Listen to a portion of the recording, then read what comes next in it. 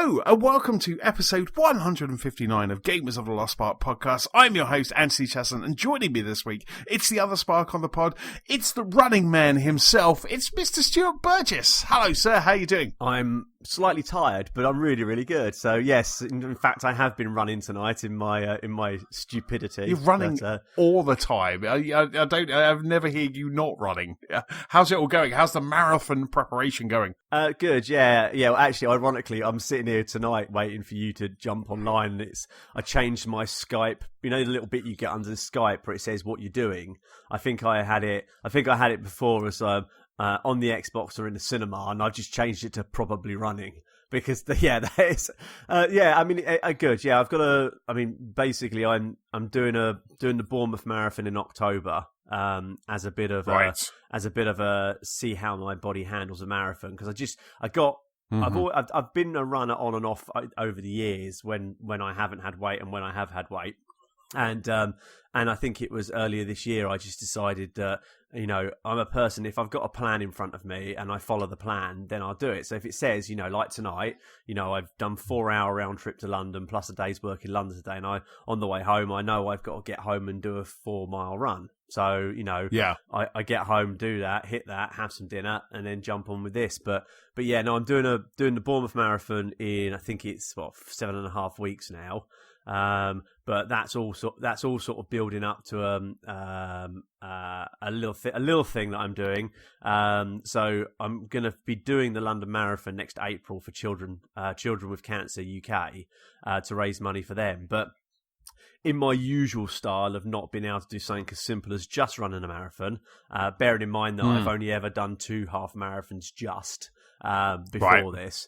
I've sort of set myself the stupid challenge of doing 5 half marathons and potentially 2 marathons in 6 months. So wow, so that's holy moly. That's a marathon, half marathon in November, half marathon in December, half marathon in January, half marathon in February, half marathon in March, and then the London Marathon in April. And if I raise over my target of £6,000 before the Brighton Marathon, I run the Brighton Marathon the week before the London Marathon. So, wow, a week before the London Marathon. Week before the London Marathon, yeah. Which is why I'm doing the Bournemouth Marathon in 7 weeks, just to see how my body handles a marathon. Because the longest I've ever run was just before I went on holiday, because I just come back from holiday, and that was 15 miles. I got a 16 mile this weekend, which I'm not looking forward to, because 2 weeks of Greek and all inclusive, although I was running whilst I was out there, has not paid dividends to the weight gain. So I've decided to set myself a bit of a challenge, and I've been watching too many ultra running marathons on YouTube, I think. Right, holy moly. So do you think it'll get to a point where, because you've done so many half marathons and a couple of marathons, that the London Marathon will just be a walk in the park? Is that what you're hoping for? Rather than just kind of kill yourself? Yeah, I mean, I'm following, I cannot think of the person's name now, but I'm following a marathon training plan. So I'm just trying to look on it. It's Hal Hingdon, and that basically follow some training plans on there, which it basically sort of tapers you, gets you up to 20. A generative marathon, they train you to 20 miles, and then they taper it back before the run itself. So they sort of say, the last 6 miles is the crowd and the atmosphere. You don't train over 20 miles, because it's not really that good for you. Even ultra runners who can run, 50, 60, 70, 100 miles, a lot of them will only run sort of like 25 plus miles in training, because other than that, you really start to affect your body. So yeah, I mean, I just, for me, it was just something I wanted to. I wanted to do it a few years ago, but pushed myself too hard and tore my calf muscle and ripped the ligaments in my knee. Yeah, sporting injuries are bad for you. Play games. Yes. And so I've always wanted to do something like this. So I just decided I lost a lot of weight last year, and let's crack on and do it and enjoy doing it. And I do enjoy running. It does take me away from the world, if you get what I mean. I don't listen to musics. I might listen to a podcast. So I discovered a podcast called the Rich Roll Podcast, which is quite cool. He's had people like Russell Brand on there, and it's a bit sort of, I think he's an ultra athlete, but he gets a bit spiritual every now and again, and a bit sort of deep, and it's actually quite a good podcast to sort of listen to and sort of, you know, zap your sort of brain into conversation so you don't think about the fact that your legs are hurting, and then it's just a good way to catch up on stuff and see some sights, really. So, you know, I just enjoy getting away from the phone, you know, getting away from the TVing. Unfortunately, sometimes getting away from the family. Holy moly. You just keep running. You're like Forrest Gump. You just keep running. It's quite funny, actually. One of my friends at work, he did the London 100, you know, the bike rides, you know, the cycle 100. He did that last weekend, and so when he finished it, he's been cycling non-stop, and that's what he's talking about, kind of when I catch up with him at work. And he was saying that next year he wanted me and another one of my project managers to do the 46. It's like a 46 mile, it's like a half version of it, and a 46 mile. I mean, I don't own a bike at the moment, but he's going like, right, we need to do it. I think a couple of years ago, I put my name down because for the Cycle 100, you have to, it's a lottery, isn't it? So I put my name down, I filled out the registration form, but I thought if I get a place, I'll buy a bike and I'll do something, but I never got a place, so I just sat back on my bum. But he was like, right, we've got to do the 46 next year, and I'm just like, maybe. There's a really nice bike shop not far from where I live in Tunbridge Wells, and as I've been walking past like wild side bikes, I've been kind of keeping an eye on it, having a look and see if there was some cool stuff in there that I could maybe new tech and new purchases that I could buy. Yeah, they've had many a pound off of me when I've lived in Tunbridge Wells, and when I haven't lived in Tunbridge Wells, I bought quite a few bikes from them. So I mean, it's not. I mean, I remember. I think I did London to Brighton bike ride, which is 58. I think it's 58 or 62 miles, and actually, it's not actually that far. What's more, I think with cycling, it's more about the undulation. There's my word of the day. It's about, you know, it's the hills and all that lot. And I think where London to Brighton, it's not exactly downhill, but it wasn't too bad of a ride apart until you got to sort of like till you got to the South Downs, you have to go up and come down into Brighton.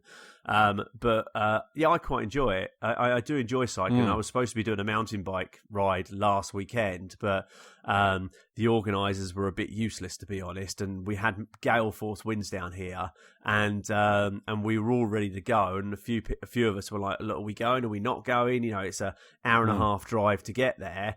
And no one was saying whether it was down or not, whether it was still on or not. And we're like, look, let's not go, because I'm not driving all the way to Brighton and finding out that trees are down in the middle of a forest and we can't do this bike ride. You know, yes. Plus it was a 6-hour relay. So there's a good chunk there where you're not going to be doing anything. And I'm like, I'm not sitting in the car for 2 hours waiting for you to come back. You know, usually you're in the cake stand having some cake and a cup of tea and talking to people, looking at some merchandise. But if they physically can't put any tents up because it's too windy, there's not going to be any of that. So it's going to be so we didn't do it. So but I'm just going to get my plug in quickly. So if anybody wants to donate any money to me, if they go to www.roadtolondon2020.co.uk, that will take you straight to my Virgin page where you can graciously donate some money for me. I'm doing it for Children with Cancer UK in memory of my cousin who sadly passed away when she was 21. So so it's sort of like close to my heart, and I'm looking forward to doing it. So, but yes, I will. If I can walk and talk after the Bournemouth Marathon, I'll definitely be back on and tell you what my experiences were, and advise you probably not to run a marathon. Excellent stuff. I'll stick a link to the show notes as well. I'll stick a link in the show notes as well, just so anyone can. So make sure you give me that link before we sign off later, Stu, and that would be awesome. I was going to say, anything else that you've been up to? Not really. I'd say I've been away on holiday. Had a couple of weeks out in Greece with the family. Well, 10 days, which was nice and relaxing. So very hot, 38, 39 every day. just generally holiday, chilling, back to work yesterday. As I said before, we started the show. First day back yesterday. I think I got all of 3 hours work before I slipped into the demo room and watched Thor Ragnarok, because I just couldn't bring myself to do any more work. Yes. So, but no, I'm done for the day. I'm just going to put my feet up. It's a disadvantage about working at the office is I have a lovely sweet demo room sitting, like 10 meters away from me that I can just sort of shut the door. And if anybody comes and ring the doorbell, the lights flash in there, so I still won't miss deliveries or anything like that. So no, other than that, no, just generally, getting ready to go on holiday, trying to finish a project off, not a million miles away from both of us. A big cinema, which we had some 15 seats turn up from the States, and that's gone in. And if you check out my Immersive Cinema Rooms Instagram page, it's got pictures of that on it. That's stunning. That's awesome. So just getting back to finish that off. But that's better. What about yourself? What have you been up to? Apart from cooking pizza. Yes, I mean, I think last time we podded, because I was obviously podding with James last week, I don't think kind of much has happened. I think I guess for me, I think the one thing I kind of really have to talk about is I watched a movie called Brightburn. Now, Brightburn is, oh God, it's such an awesome movie. It's so good. I watched it twice. I watched it once on my own on my iPad, and then I watched it with Nicola. I made Nicola watch it on Saturday night. And so Brightburn is it's written by Brian and Mark Gunn. And Brian and Mark Gunn are the brother and cousin of James Gunn. And James Gunn is the guy behind Guardians of the Galaxy, to kind of bring it full nerdy. And what Brightburn is it's kind of like if Superman went bad at 12 years old, because Brightburn is this, the premise of the story of the movie is this child just appears, just falls from the sky in a meteor, in a spaceship to this couple who are one's played by Elizabeth Banks. And then kind of when he hits kind of like 12, 13, he starts turning bad, and he just turns. I mean, there's quite a few scenes, but there was 2 scenes where Nicola couldn't watch. There was one that she just couldn't watch at all, and there was one where I just said to her, because I knew what was coming up, I just said, do me a favour, just don't watch this one, because I knew this scene would just like seriously kind of disturb her sleep. And so, but it's such a great movie. The kid is basically, he has this kind of blanket, and I'm not sure if he was born with the blanket. I'm not sure if he arrived with a blanket like Superman, or it was just he's kind of blanky, but he makes a really scary costume out of it. It's basically like he's got the blanket over his head, and he's got 2 holes cut in it, and he just stitches down the middle. And just seeing him kind of floating outside a window in some of the scenes, it's properly scary. But this movie it's fantastic. I kind of, when we finished watching it, I just said to Nicola, I said, it's just so good. It's just such a great movie. It's a really cool kind of, it's almost a what if, it's almost a kind of what if Superman. I mean, there's been kind of Elseworlds with Superman, like what if he landed in Russia? That's really cool, one called Red Son. But this is really kind of what if kind of Clark Kent went bad. And look, the crazy thing about it is, as you kind of see this kid growing up, you notice that he's in red and blue a lot. He has those colours of Superman as well. It's obviously not, his name's Brandon. It's not Clark Kent, but it's just it's so close to being a DC movie. It's, so it was written by, like I say, it was written by James Gunn's brother and cousin, and he was the producer. So I guess he was the talent behind it. He was the money behind it, and got it kind of made. But it's just such a great movie. The trailer got me when I saw it ages ago, but this movie was just fantastic. It was just so good. It was so good. I highly recommend it. I gave it 4 stars on my letterbox. That's how good it was. I kind of gave that 4 stars. In contrast, we ended up watching Brightburn because it was quite funny, because like Saturday night we said, right, okay, what should we watch? I think we got kind of like a takeaway or something like that. And I said to Nicola, what should we watch? And we were going to watch Rocket Man, the Elton John movie. And so we stuck that on, stuck Rocket Man on, and then they just start singing. Like there's this bit with Elton John's dad, and then they start singing "I Want Love," and Nicola just looked at me. She went, "Is this a musical?" I was like, "No. I think it's like Bohemian Rhapsody. Don't worry about it. It's like Bohemian Rhapsody." But it was a musical, and she just looked at me. She went, "Turn it off. turn it off. She was like, I was like, okay, right. In contrast to that, the only other movie I've got kind of ready for you is Brightburn. So we ended up kind of watching Brightburn, and it just really made me chuckle. It was like, she didn't care kind of, someone being kind of killed, but she just having, Dexter Fletcher or whoever it was, singing at you was just Dice Ballas Howard or whatever her name is, singing at you. She does a really good English accent as well. Dice, from Jurassic Park and Ron Howard's daughter. Yeah. Bryce Dallas Howard. She does a really good English accent. I was quite into it. I'm like, yeah, this is good. I like a good musical, me. And I was like, I'm quite into this. But Nicola was like, no, her face was just, it made me laugh so much. So we ended up watching a horror movie instead. Equally as freaky, we ended up watching a horror movie. So that, because it's was written by Dexter Fletcher. Well, it's directed by Dexter Fletcher, isn't it? I think. Yes, yeah. So this guy, the guy that played his dad, he was one of the ones that was also in. I'm sure he was also in like Lock, Stock as well. Right. He's kind of one of those guys that when you see him, you're like, oh yeah. I think he was also in. I'm just going to Google it. He was also in League of Extraordinary Gentlemen as well. Yeah. I enjoyed that. That's a good film. It was. Oh, that was really good. Stephen McIntosh, that's it. Yeah. So Stephen McIntosh plays his dad, and he just starts singing "I Want Love," and Nicola was like, "Nope." And I was like, "Okay, we'll watch a creepy movie instead." So we end up watching Brightburn. Like I say, highly recommend Brightburn. And then the other one, we finished watching The Loudest Voice as well. So episode 7 of that aired, and that was just so good. I think last time I was talking about it, I was kind of wondering whether it would come to the UK, and Sky, strangely enough, as Rupert Murdoch is not in a good light, Sky Atlantic are going to be showing it, I think, from about the 5th of September. They're dropping all 7 episodes, and this is about the creator of Fox News and Donald Trump coming to power. This was a guy who was very much kind of behind all of those kind of initial speeches and stuff, and it's generally kind of disturbing, horrific, and just incredibly compelling as well. And it was so, and it never got old seeing Russell Crowe in a fat suit. Yeah. But it was very good. So it was kind of it was a nice lazy weekend this weekend. So it was a nice lazy weekend. But it was got to see some good TV and some good movies as well. So which is quite cool. Where did you watch Brightburn? Was that on iTunes or? It is, yes. So it's on iTunes. So yes, so you'll be able to it's US iTunes at the moment. I think it's coming to the UK very soon. So I think it's coming to the UK in a couple of weeks' time.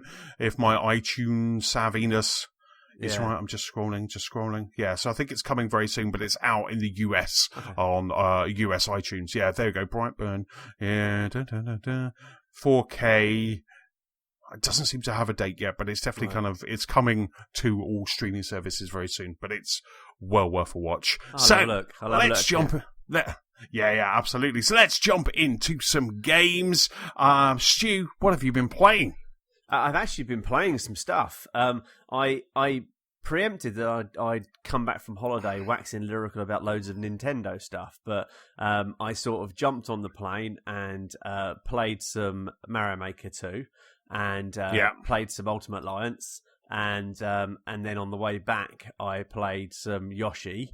But other than that, I didn't really get that far into them. I enjoyed Mario Maker. I didn't try the Sparks level. I wasn't going to go there after you saying Nicola putting it at the end of the bed and going, I never want to see that again.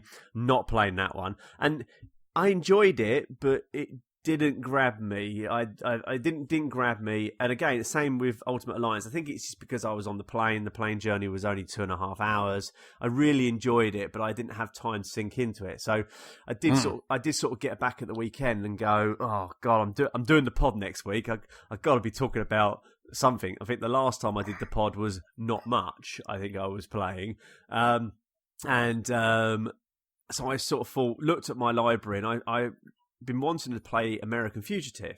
I sort of like that sort of intrigued me. The sort of, I want to say top down, but it's not top down. It's sort of side on, and as you're playing it, it sort of like does change angles. But if you sort of think of a sort of top down, sort of like exploratory game, So I sort of fired that up and thought, okay, well, let's see what it's about.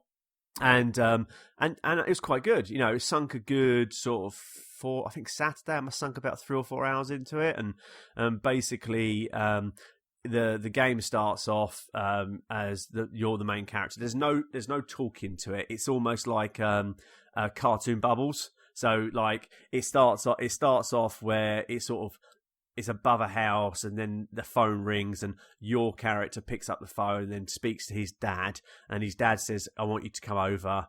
And then hangs up, and then you walk over to your dad's house, which nicely is just around the corner. And you go up to the door, you bang on the door, you can't get in there, but you sense something's going on. So it then goes, find a metal pole. So you go and find a metal pole, you smash a window, break in, you find your father dead on the floor. Then the police turn up, and then you get arrested, and then basically you get banged up in prison. And then the game really starts where you break out of prison, and then you are a fugitive. And it sort of leads you down the path of basically, I want to say cops or robbers, but you are the fugitive. I mean, think of the Fugitive, the film. You're the fugitive. You're speaking to characters that you know. It tends to be that you're playing with one character, and they're getting you to do jobs, and some of them are getting you answers to who killed your father. Then you get introduced in another one, and then you get introduced to another one. So you can either flip between the three of them at the moment, and it just gets you to do tasks. So it says like, to find out more information about this, we need to get into this house, but you need a suit and I need a dress. So you have to go into a house and basically burgle the house to get some money. But it has some quite good mechanics in there. Like you can only hold so much stuff. If you do certain things wrong, your wanted level goes up. If your wanted level goes up too high, it can be from a police car chasing you to a full-on SWAT team with helicopters chasing you. And then you've got to then sort of go, okay, what do I do? I know that if I go and hide here, that might work. Or I need to find another set of clothes. So do I go and hold the shop up and set a set of clothes, or do I jump in a car, drive to this suburb on this little island, try and find someone with a washing line, and when no one's looking, change into a set of clothes, and then instantly they lose you. So right, yeah, it's quite good. I really, really enjoyed it. It's I don't think it's an expensive game. I think I got a feeling it was less than 20 quid. I can't remember now, but it's a really good game, and I'd sort of I really enjoyed my time playing with it. It kept on making me want to go back and play more. So are you playing that on Switch or Xbox? No, Xbox. Playing on the Xbox. So I just, come back from holiday, I just wanted a veg for the weekend, really, not really do much because I wasn't going to this mountain biking thing. The girls had already made arrangements to go out, so I just sort of just chilled out in the afternoon, had a few beers, and just played that in between, taking the dog for a walk and things like that. So it was on the big screen, I think it's enhanced for X, it certainly looked nice. Right. And it was just a different type of game. You could say it was almost like the original Grand Theft Auto type of games, but it was just a different type of game, which you didn't have to think too much, but you did have to think. And you did have to sort of think about, okay, how do I do this? Do I go this way? Do I go that way? And it wasn't full on puzzle, but it was just a nice change from some of the other stuff that I've been playing. Yeah, that just sounds so cool. I've seen the art style. It's got a nice little art style as well, hasn't it? It's kind of like you say, it does kind of almost have that kind of, I want to say isometric kind of view. And then it has, it's kind of almost like GTA. I'm just trying to find it now. But yeah, I saw that on Switch. It's kind of been on my list of one of those ones that I kind of really want to. So what's the kind of game? Is it that kind of gameplay? It's kind of fetch and grab and just kind of go and kind of get some. So it's $17.99, so which is really good. It's really worth a punt. So that just sounds, I'm just looking at it now. I just like the art style. It really is that kind of top down. It probably, what's the text like? I'm just trying to think. Is it, could this be my next Switch game? Because it looks quite cool. I would say really good. I would say probably. I like to see how it plays on Switch. I think probably for you, the ever wandering traveller. I think actually it could play well on the Switch because there were certain points where I'm sitting here going, okay, this is dragging on a bit too long, and it doesn't really set the world alight. It's sort of like, it's not a monotonous game. I'm really selling it now. It's not. Now I'm thinking, I won't buy it now. It's a different style, and I would say it's one of those games where I think if you just want to, I don't know, so like Limbo and things like that. Where you just want to play a game where it's giving you things to do. But you're not in that mental aptitude where you've really got to go Witcher sort of thinking, or battle royale. Oh my god, what the hell's happening? So it is one of those ones you can easily sit down with a couple of beers, play it. Feel like you've got somewhere. They have thrown in a few little things, like there's a couple of little time trial challenges where you can actually do like a race around a track in one of the cars, but you're still in the game. So if you slam into a police car, they will then start to follow you and things like that. So gotcha. It does teach you some things. Sounds good. It does teach things. It's sort of like you think you do go. There's one bit where you have to go back to get some gloves, which your date dropped, and you rather than rushing and going over there and going right, I'll one's in the garden, one's in the house. So I first went over there and went right. I found the one in the garden. As soon as I go break into the house, I have 100 seconds before the police turn up.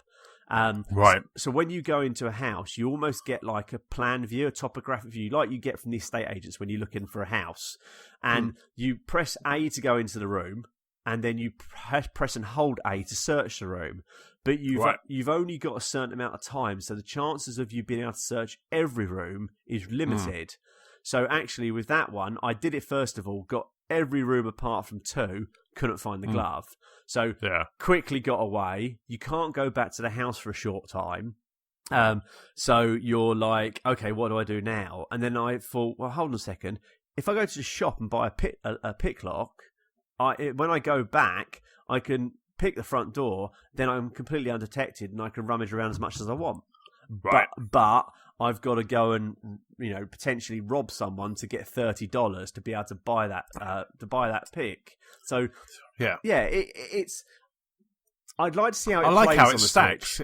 It sounds like Hitman. It kind of like sounds like Hitman in a way. It sounds like Hitman GTA, where you can kind of almost make up your own story to kind of get where you need to go. It's just like you could just hang back for a day and then just break in again and have another 100 seconds and go back to those last 2 rooms. Or like you say, kind of like do it a little bit more kind of stealthily. I quite like that. It sounds quite cool. It's definitely, I would definitely like to see it on the Switch. The only downside is it does look good on the big screen. The graphics are good, and I don't know if by making it smaller, whether you'll not lose some of the detail, but lose some of the sort of like feeling that you're in that world, sort of thing. But it depends. I mean, if it's a similar sort of price on the Switch, it's worth trying it, and then you can dock it when you get home anyway.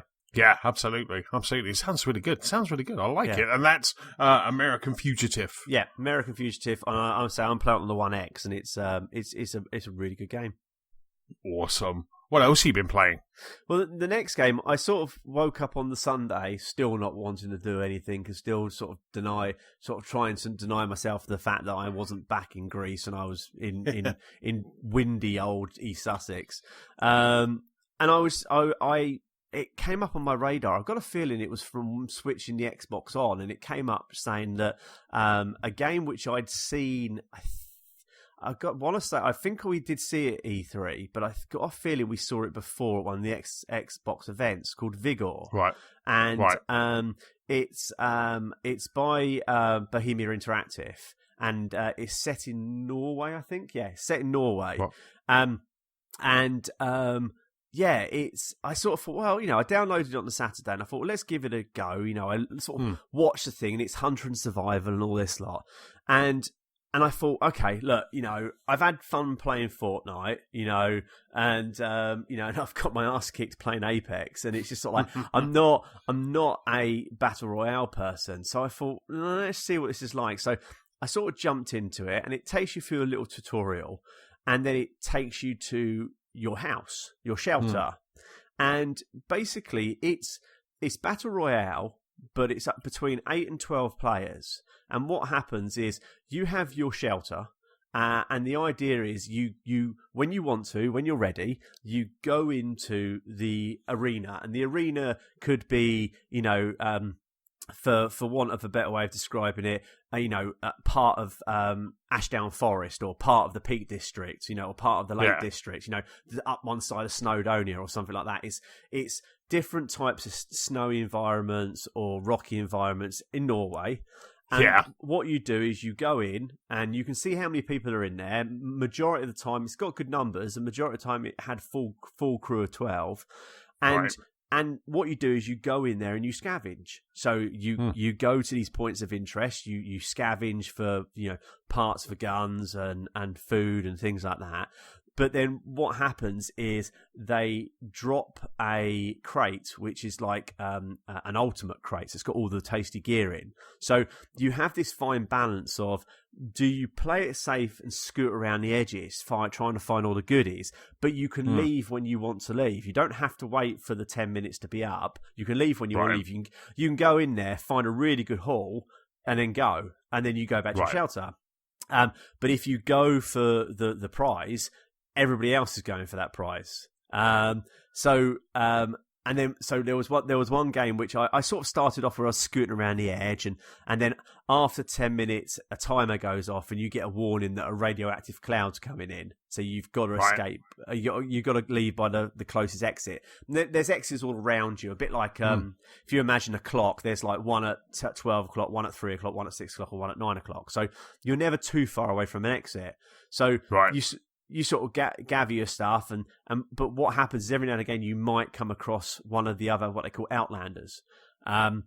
So you've got to decide whether you hide or whether you shoot. They're not friendly, and if you do stand there and go hello, they will shoot and kill you. So that's my first bit of advice. If you play this game, they will shoot and kill you. They're not taking any prisoners. They're going full for it. Right? No, it is definitely, there is, the voice in it does warn you that some people aren't here to collect stuff. They're here to basically kill you. So what you do is you get your stuff, you go back to your sanctuary, your shelter, and then what you do is you upgrade your shelter. So you upgrade your garden, which grows fruit. There is a certain sort of, I don't want to use the word loot box, but there is a certain monetary mechanism there where you go into a game, you can pay a certain amount of coinage, which you can self-generate through the game and you can find in the game, but you also can buy the packs of coins like you do with most games. Gotcha. So you can say, right, if I die, it's 60 coins, and if I die, I don't lose any of my gear, but I'm not in the game anymore. And then all the players can up the reward rate and up the crate rate, so they get better goodies basically.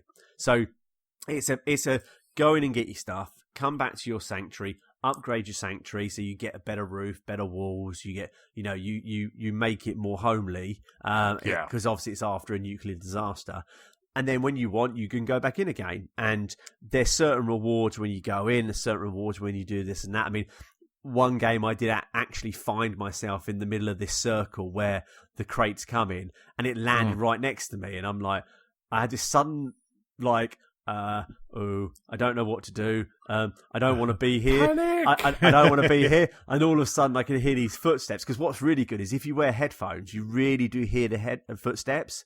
And if you play it, I played it at the dem room yesterday in full Atmos, and you can hear the direction they're coming from as well. Oh my god! Yeah. So I'm standing at this crate, pressing the X button, and it does the really slow timer where it goes, you're picking it up. You're like, come on, and then literally I'm just legging it, and as I'm legging it, I can hear these bullets flying behind me, but I can't sense anybody behind me, but I know they're there chasing me. And all I've quickly done is flicked it up to the map, highlighted the closest exit, and I'm just legging it at 100 miles an hour. And I made it out, and I got the good loot. But it's just a really good. Again, it's a game preview, so it's and I think it's Microsoft only, but it's a really good game. I really would recommend it to anybody who likes the idea of Battle Royale, but doesn't want to go in, like like all the battle royales out there where you go in and you're one of 100 and it's fight to the death. You don't have to do that with this. If you're lucky enough, you can just quietly scoot around, get your stuff and leave. I mean, I think, I don't know how many I've played now. I think I've probably played a good 30, 35 rounds, but each round is a maximum of 10 minutes.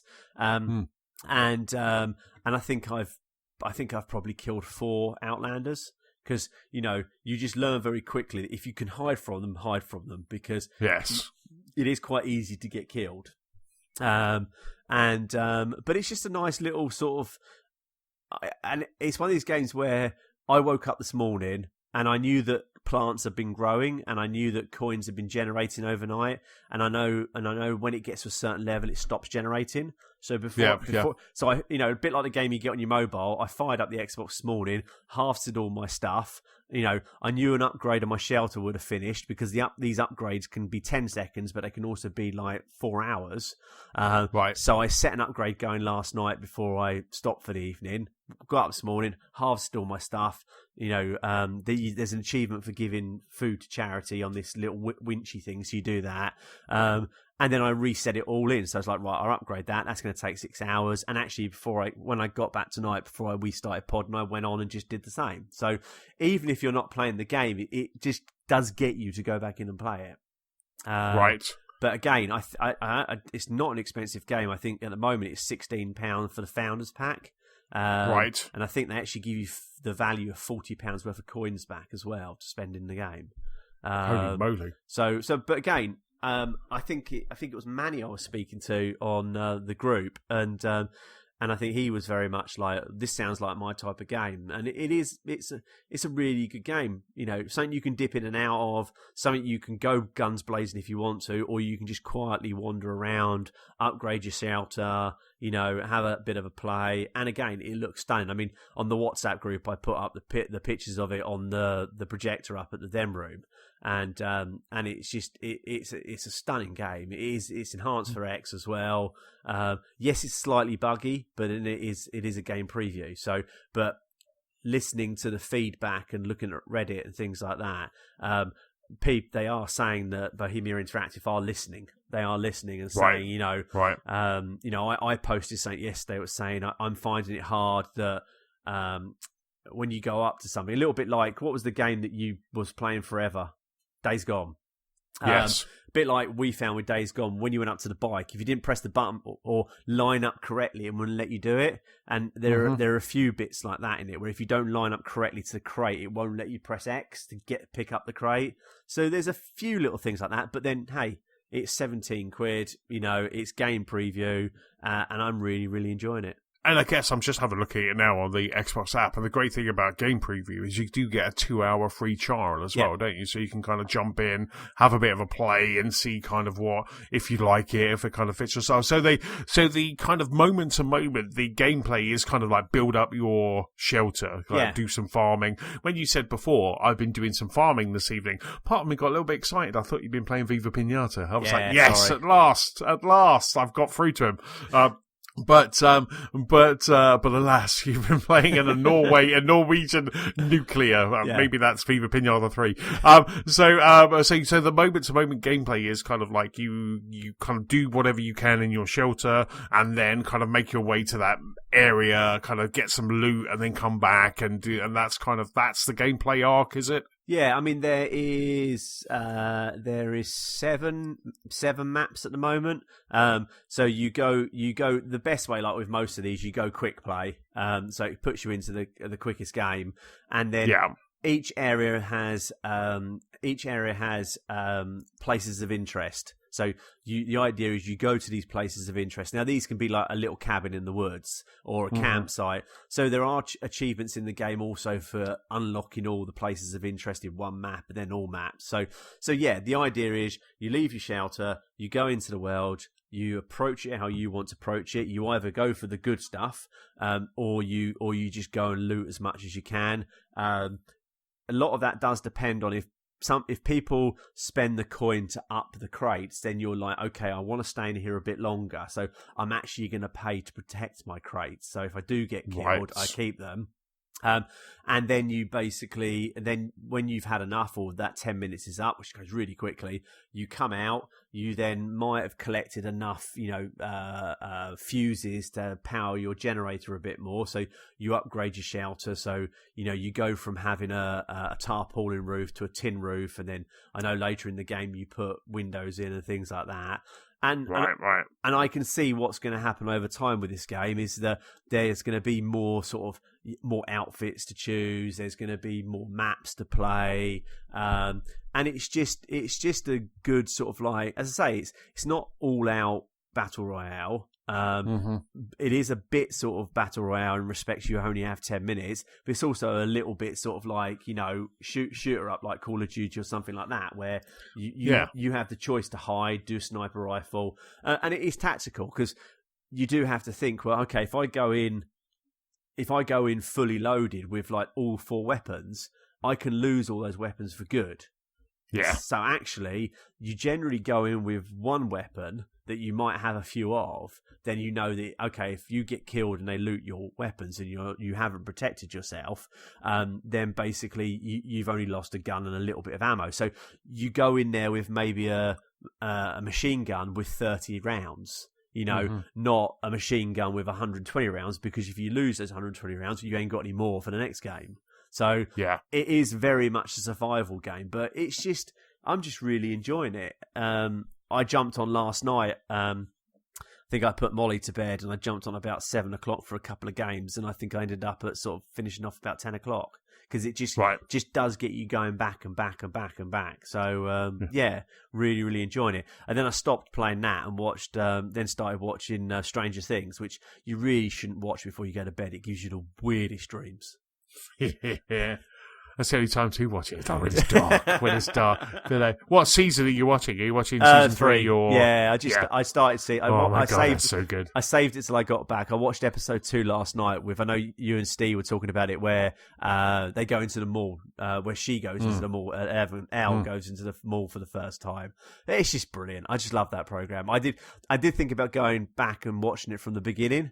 Right. But there's so much on at the moment. I thought, no, I haven't got a chance to do that. I'll watch this one. And like usual with Netflix, they do a really good, awesome, this is what happened last season at the beginning, which goes on for a good 5 minutes. So you sort of don't really need it. So, yes. But, when we watched season 3, when that came on, Nicola was like, do not touch the remote control. Because I think when we started watching the last season of Jessica Jones, I accidentally clicked or touched the remote control or picked it up, and I skipped through that previously on Jessica Jones. I think, and she was like, do not touch it with Stranger Things, So though it does a really good kind of recap. You know exactly where you are kind of when that starts. Yeah, and it was quite funny because where I sit and pod is in my lounge, and next to me I've generally got the front windows open, and last night I was playing this Vigor game, and I'm sitting here, and of course you're quite on edge, quite nervy, because you're listening out for people, and all of a sudden out of nowhere a cat jumps up at the windowsill. Oh my God, it scared the living bejeebers out of me. Lucky that cat could run, because I really would have killed it. Yeah. But no, I mean, your screams made it run. Yeah, I mean, going back to the game, the reason I jumped into it was because they did actually last weekend. They did have, I think it was Thursday to Sunday. They had it was free. So you could play it for the whole weekend for free. So I would say just keep your eyes open. They may well do that again. But as you said, there is a 2-hour free at the moment. And I say it's only about 16, 17 quid. So it is actually a bloody good game. It's one of the first games in a while I've played where I've sat here and gone, I could actually spend 40 quid of my own money buying some coins, because I'm really enjoying it. And the 16, 17 quid I've paid for it, I feel slightly cheated that, I'm buying it at such a cheap price. Yeah. I mean, reading the description that they've got on the Xbox One app, it's actually going to be a free-to-play shooter. Oh, is it? So okay. it's so Vigor is an upcoming free-to-play shoot Right. and loot game where you build your shelter in post-war Norway. What you've got right now is the Founders Pack. Yeah. So that kind of 1674 is the Founders Pack, which gives you 1,400 crowns. It gives you some cosmetic items, unlimited access to the game during Xbox preview page. So it's really that kind of buying it from the ground up. So. Which is really good. I mean, it's worth it for the 1,200 coins because I think in there they say it's about 40 quid's worth of coins. So, I mean, it is. Yeah, it's obviously going down that free-to-play Fortnite route because there obviously is a monetary side in it. But I would say, if it is one of those games where, I was sort of thinking earlier, you're getting your ass kicked by Apex, having problems with PUBG, and you just you don't really like that, battle royale stuff.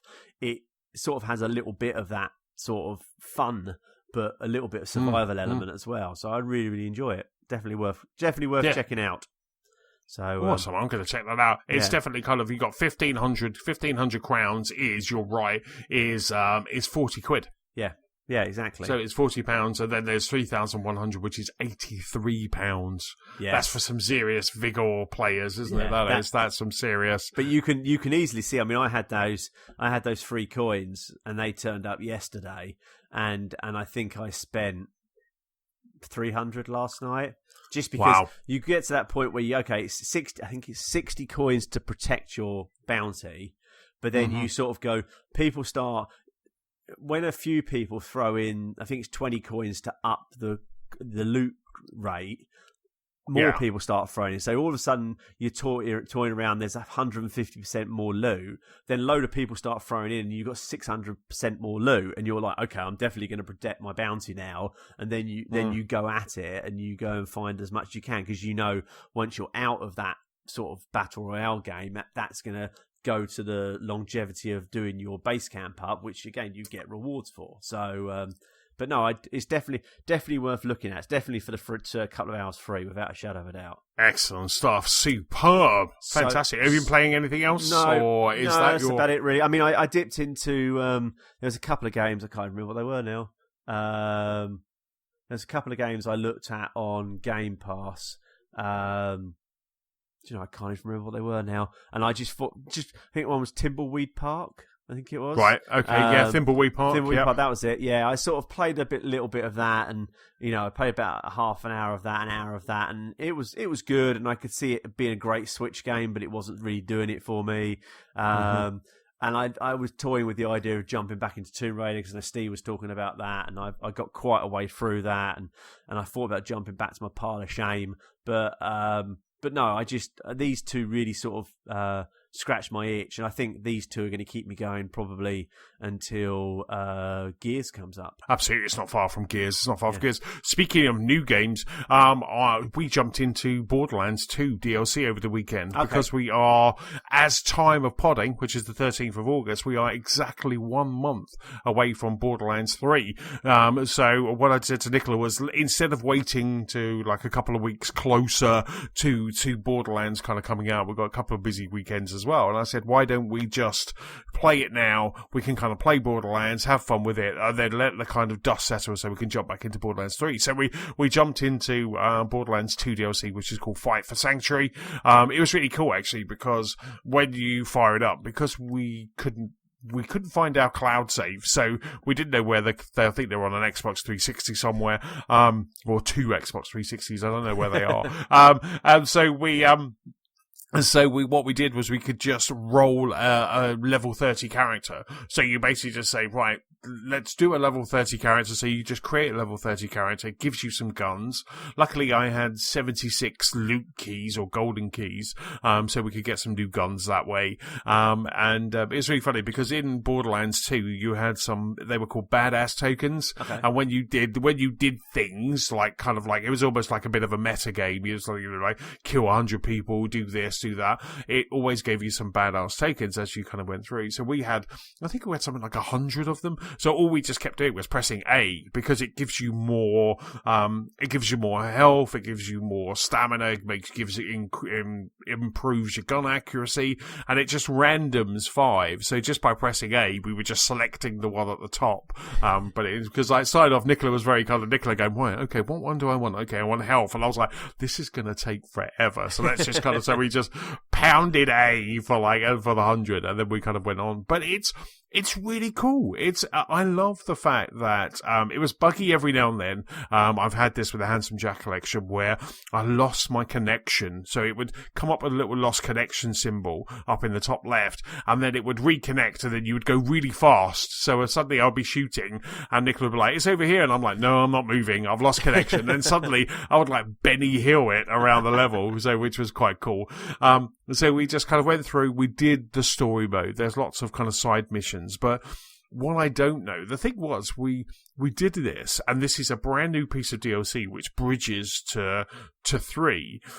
We've got a lot of money. We've got a lot of iridium, I believe it is, which is kind of that. We've got some really good guns. And I said to Nicola, if this carries over to 3, it's worthwhile kind of doing this. But I haven't heard, I don't know if you've heard, Stu, but I haven't heard if your character progresses over onto 3. So what we just did, we just played some on Saturday, played some on Sunday, and just kind of went through. But it's really good. It looks Borderlands 2 with the texture pack kind of downloaded. Looks incredible on the Xbox One X on the big TV. You know, I was looking at mine, kind of giving a bit of a humph because the colours are a little bit washed out.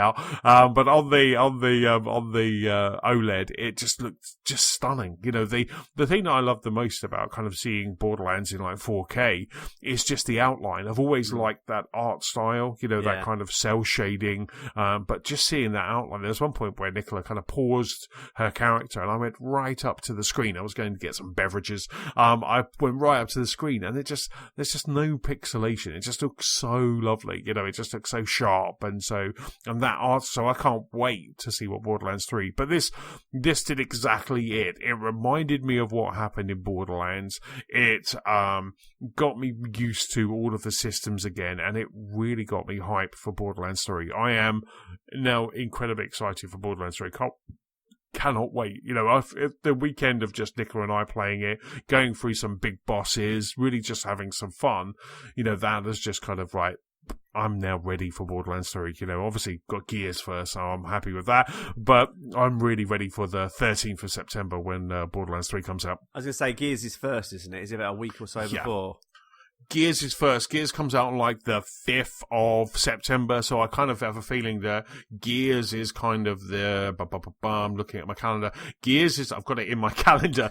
Gears 5th. So Thursday the 5th of September is Gears 5, and then Borderlands. So yeah, I've got both of those in the calendar. So the 5th is Gears, and so we've got a weekend of Gears, and then following week, and then the 13th is Borderlands. So as Nicola said, she doesn't want to rush Gears, but and so you come back to things like Horde and all of that. We'll come back to that later, but it'd be really good just to kind of try and see how far we can get in Gears. But Nicola has said that she won't play Gears and I won't play Borderlands until we finish Gears. Oh, okay. And that's early access Gears, isn't it, on the 5th? Yeah, so if you have the Ultimate Game Pass or you have bought the Ultimate Edition of Gears of War 5, either one of those gets you 3 days early. Or you've been stupid enough to buy the console. Yes, or if someone is crazy enough to buy the console, Stu is waving for... Well, we haven't got any video listeners because we're not that handsome. But it's just like... So Borderlands 2 DLC is just... Oh, it's just so good. It was just so good. It was just really good to just kind of jump back. And it really did a best of Borderlands. You know, it just gave you every character. You know, here's Lilith, here's Tiny Tina, here's Roland, here's all of those characters. It really did just throw them all in. It was almost like a little kind of best of, you know, it was a really kind of a flashback episode. It was just really good. It was really good just to kind of go back in, have a chuckle at Borderlands 2, and it's just really cool. I really enjoyed it. I did.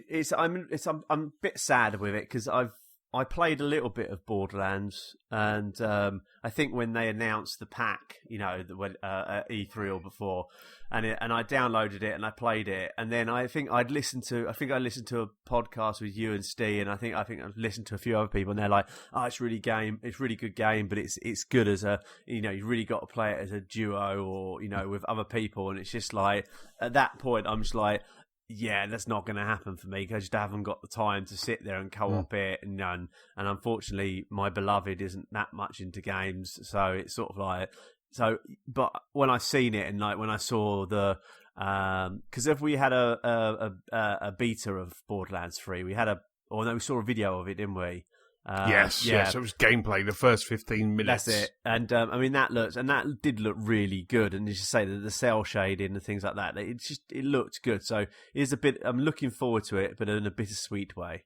Well, I mean, Steve's kind of jumping in. I think he was playing with a friend and solo as well. Yeah. The great thing about Borderlands is that you can just kind of play, as we were talking about with Steve and his friend, you can play solo and jump in, and right. I'm more than happy to jump back in with you guys. Kind of once I've done the story mode with Nicola, because you won't want to play with Nicola.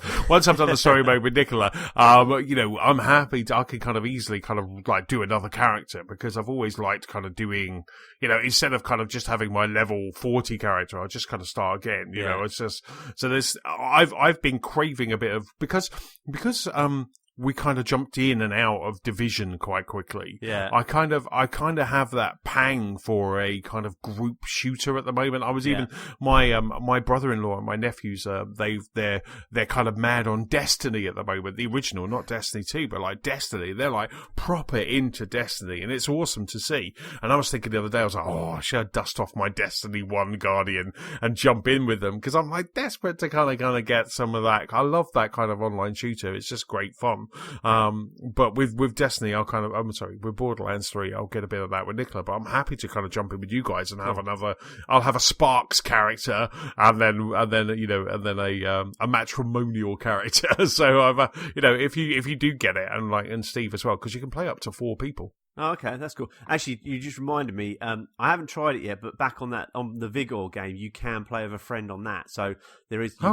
You can when you go in there, it goes play on your own or play as a team. And I'm not sure how many, but I know there's 2 slots where you can invite someone else into. So that's cool. That's quite cool. Interesting. So I don't know how it works in respects of whether you share your shelter. So one of you stands outside, keeping an eye out, and one of you goes inside and loots and things like that. I'm not sure how that works, but no, definitely for Borderlands. Yeah, I mean it's definitely look at that. I might have to resubscribe my Boomerang subscription and take advantage of it that way, because there's been a few games recently where I've been like, I shouldn't have bought that. I should have just Boomeranged it. Yeah. Absolutely, and Borderlands would be good. So, like I say, because the great thing about Borderlands is, and one of the things I noticed over the weekend as well, is because we can't have like both TVs, because obviously we've got surround sound in the movie room, and we can't have the other little TV blaring out.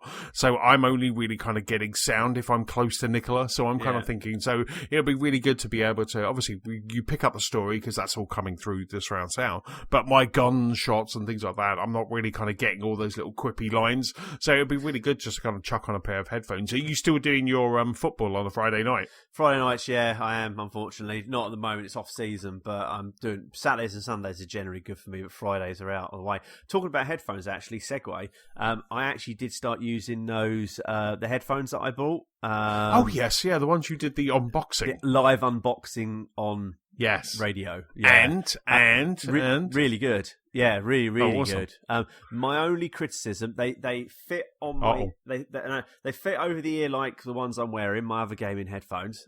So they feel really snug. They've got a great volume to them. They've got a great sound. I did play a bit of Forza Lego, fired up a bit of Halo, and they've got a real good sound to them. The mic's retractable, if I can say it. So you sort of pull it out from your left-hand side, and then you can push it back in again. and then there's a little button on the back of them which turns the mic on and off. So you can push the mic in and turn the mic off, so people can't hear you talking. And then it's got all of like the buttons easily around you, but they sound really good. The only thing my only one criticism is I'm sitting probably 6 meters away from my Xbox, and okay, it's in a cupboard inside an AV rack, but they quite easily will lose connection if I'm sitting where I am. For you, in your movie room, I don't think you'll have any problems. And if I move literally a meter closer onto the sofa and not sitting in my Boston tub, they tend to work fine.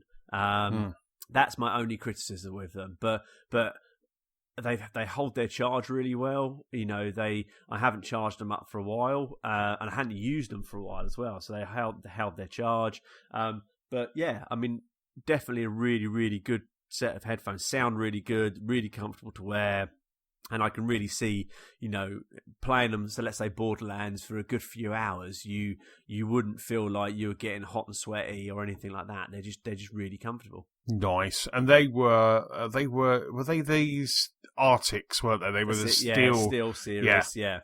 They were the ones that talk. So rather than you plugging it into your Xbox controller, they talk to the Xbox like the controller does. So you pair them first time, and then basically you switch the Xbox on, you press the button on them, and then they repair themselves to the Xbox. Nice, excellent stuff, superb. What else have you been playing, young sir? Oh my God. After chatting to James Thomas last week, so I was chatting to James Thomas, and he just you can probably hear it in the pod when he starts talking about Slay the Spire. I am just I want to play this game. You know, when he starts kind of waxing lyrical about Slay the Spire, I was just and so it's coming out, and so we're recording this on the 13th. The podcast probably will go out on the 15th, I would think. It's coming out tomorrow, if you're listening to this when we post. So on 16th, it will be coming out on Xbox Game Pass for quote-unquote free. But this is Slay the Spire, and as James was saying, and James eloquently put it, and probably much better than I can, it is a card-based combat game. But it's so good. I went to Manchester a couple of days after James and I podded, and I kind of had it downloaded, and I was ready to go. And I sat on the train at 7 o'clock from Euston to Manchester, and it was one of those things that before I knew it, I was in Manchester. 2.5 hours had just flown by, and Slay the Spire, and I was just playing Slay the Spire the entire time. I was supposed to have done some work, but I was just I just was too much into Slay the Spire. I was I'll do it when I get to Manchester. This is my own time. I got to Manchester before, 9:30. But it was absolutely fantastic. So what it is basically it's a deck building game, that you just go through the cities. And you have different paths and multi-paths, and you have to you look at the path and go, right, okay, there's a couple of baddies there's a couple of big bosses, I can get a fire where I can regen or level up some of my cards, and you really kind of plan your route, and then you need to kind of go through. And I kind of thought I was doing really well. I thought, okay, you're going to die a couple of times because it's like any game. You got to build up your deck. You got to start unlocking your relics, all of this sort of stuff. And then I messaged James, and he was just and I'm like, so how far have you got? And he's like, I've got all the way. And I was like, how has this guy got all the, how does he do this? I kind of was like, right, from Manchester, I'm going to Nuneaton, and I want him to show me how to play this game. Because I'm starting to think now I'm going to have to look on YouTube, or maybe even wait for when it comes out on Xbox, and maybe James can kind of show me how he's been playing, because so far I've got through the second act. I don't know how many acts there are, but I've got through the second act, and it is just so hard, but it's so much fun. Yeah. So you just go into a fight, there's 1 or 2 characters, and then you just have 5 cards, 6 cards, you get 4 energies, so that means you can put down 4 cards or 2 cards if they're both 2 value. Every now and then you'll get a bump. So this morning when I woke up at 6 o'clock and started playing it, I got a bump to 5, so I had 5 cards in every turn, and I was living like a king. I thought, this is it. I'm gonna do it. I'm gonna finish it. But still, I just got to I got to the the big bad at the end of Act 2, and he took me. I had 1 energy left, and he had 3 left, and he just and I didn't have a block card. So when the cards are dealt, there's some special cards in there. There's some kind of cards where they don't do anything because you've been cursed or you've been damaged. But a lot of the time you're kind of juggling between an attack and a block. So you have to build up your block. So I go, right, okay, I'm going to have 10 block. That'll keep me kind of like, I'll be fine. And then I'm going to deal with this damage. And it's just so strategic and so much fun. James just he's kind of waxing lyrical about it last week. I was just like, this just sounds so good. And it really has just paid. I think it was about £20 on the Switch, but the amount of fun, I think I've already done about 10 hours already in this game, since I kind of set off from Manchester on like kind of Thursday morning. I've already done about 10 to 12 hours. It's quite funny because like on Sunday morning, I kind of went downstairs, had a bit of Forza, a bit of a kind of like listening to a podcast. And then, as Nicola started to wake up, she was kind of like, I made breakfast, and I just went up and sat in bed and started playing Slay the Spire. And then as I'm sitting in bed playing Slay the Spire, I went, oh, you have a friend online. And it was James playing Slay the Spire at the same time. So it just really made me chuckle. But this game is it's got like a quirky art style. It's not a graphical powerhouse because you just basically just have a one screen and you got your character and that, but the different attacks and the way that you have to juggle your card deck and the way that you have to really kind of like strategically think about every move, and then panic as the enemy takes their turn, especially when you have multiple enemies. You sometimes have like 4 or 5 enemies. There might be little slime creatures or something, and I can only imagine when it gets kind of hard. It really does get hard as it ramps up.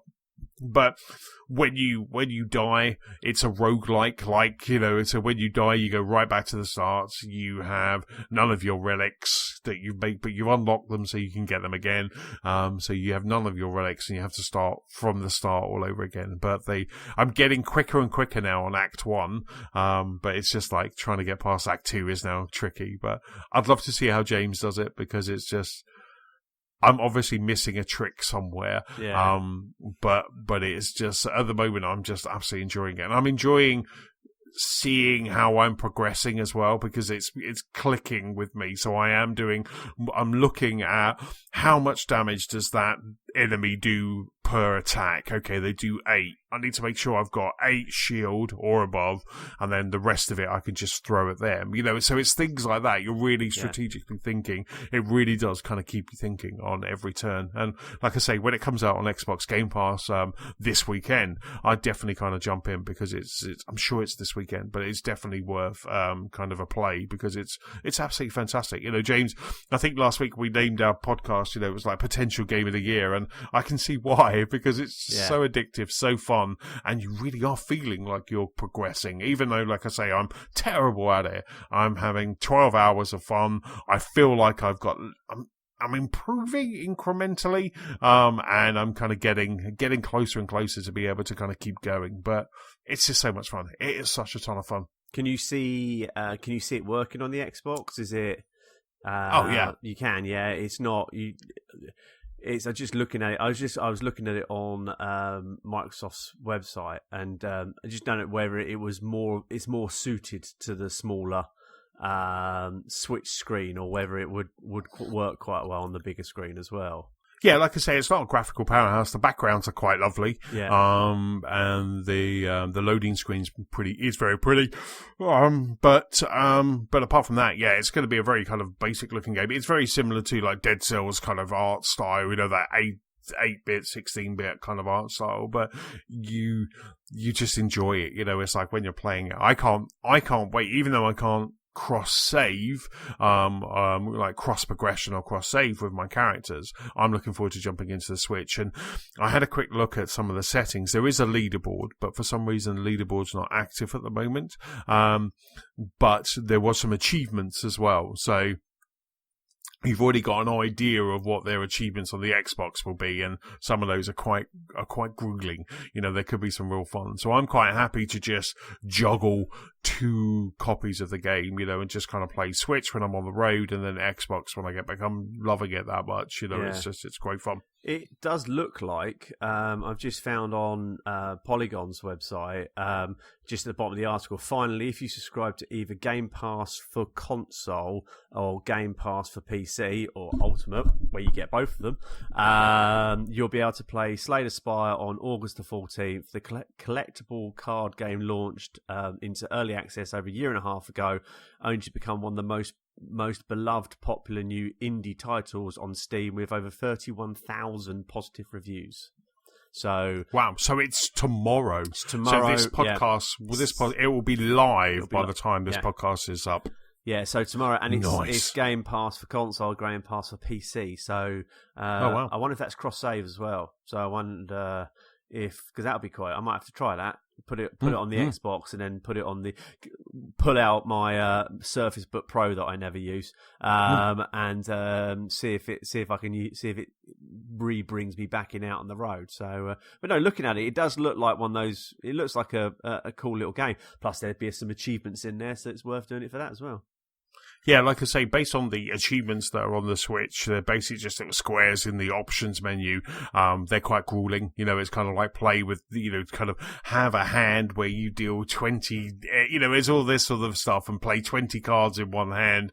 I think the most I've ever played is about 8. It's that sort of stuff, but it really kind of gives you something to kind of have a look to. I had a look at achievements.org the other day, but the achievements hadn't gone up yet. I was looking for the Gears of War achievements, because I know they started kind of going out over the weekend, so they were quite cool. But I had a quick look at Slay the Spire. They hadn't put them up yet, but it's so good. It's a great Thomas recommendation. Yeah. We should have that as a segment on the podcast. The Thomas recommendation is definitely Slay the Spire, and I'm just so glad.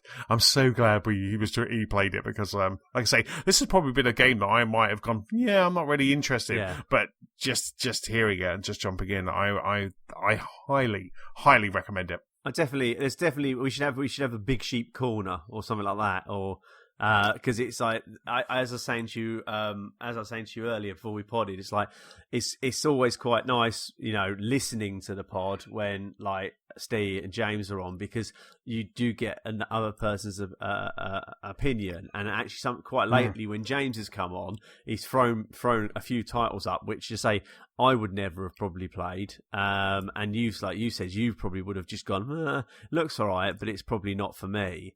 But actually, when you do listen to someone wax lyrical about it, and it's not the usual AAA title, that it does make you think, oh, actually, I'll download it, especially if it's on Game Pass, and I'll download it, sit it on my drive, and then I can access it. When I just fancy something a bit different. Yeah, absolutely. It was just, like I say, it was fantastic. I mean, when I got to Manchester on Thursday, it was quite funny. I went out with one of my friends up in the Manchester office. We went out for a few beers, and I hadn't had anything to eat that day, so we had 4 beers. So I was a little bit squiffy. So I just went, right, I've got to go now because I haven't had anything to eat. Hold on a second. So you got there at 9:30, then you went straight out for beers? Yes, and I'd been back-to-back meetings and interviews, so I didn't even have time to have anything to eat. And so he just went, "Do you fancy a beer now?" So we went out at 5, and I think at kind of like 9ish, he had to go to Kenny had to go and jump on a train. So I was like, I said I'm going to go home now. So I just basically went back to my hotel room, fired up Deliveroo, ordered a 5 Guys, and then I was just like, right, okay, Slay the Spire, 5 Guys, and I was listening to a podcast, and I was just like, this is perfect. This is just absolutely perfect.